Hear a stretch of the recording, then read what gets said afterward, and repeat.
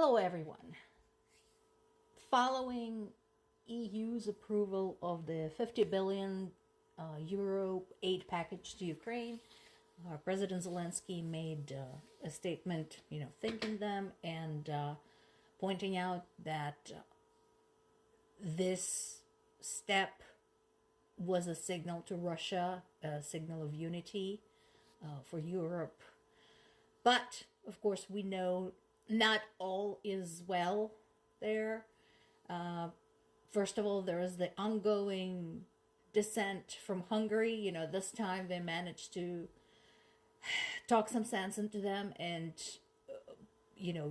remove the threat of Hungary potentially vetoing. But there's other aid packages on the way.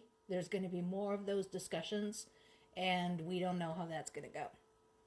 As a reminder, something I talked about yesterday, this particular package is not necessarily for the war.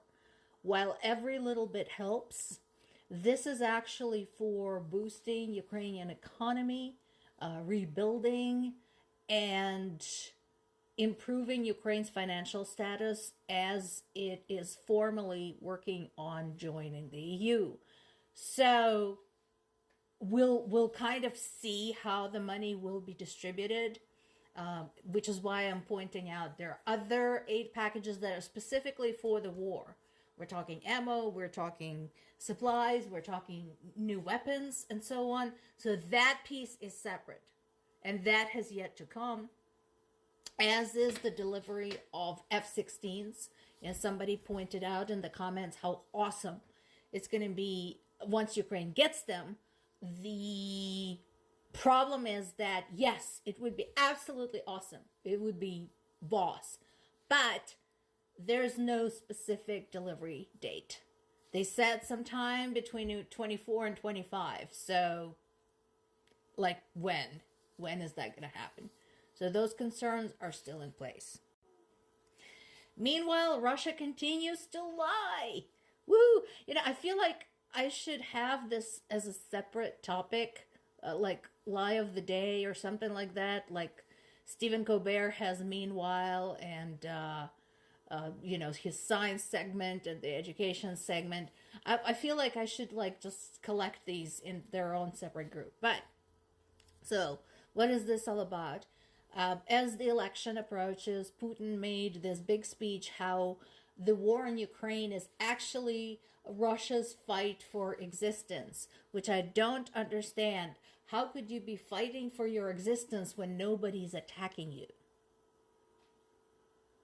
Remember, when Russian tanks rolled across Ukrainian border 2 years ago, almost 2 years, not a single shot has been fired at Russian territory.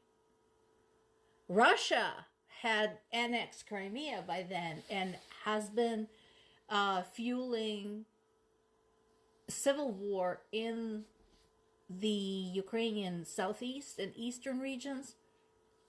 But nobody was firing at Russia. Nobody moved any weapons into Russia. Nobody bombed Russia. Nobody shelled Russia, etc., etc. Nobody wants the cesspool. Russia is a dump where sculptors build sculptures out of shit, where people sit without heating and running water and electricity for weeks. Who wants this piece of shit? Nobody. Nobody. So, this is just the same old, same old. However, even though his victory in the upcoming elections is certain, he wants to make sure, which is why after his rival, Boris Nadezhdin, submitted his paperwork with all the signatures, and I'm sure, he had his lawyers and he himself is an old working official. I'm sure they've all checked this. So after all this, the election commission in Russia is already saying there might be some mistakes in his paperwork.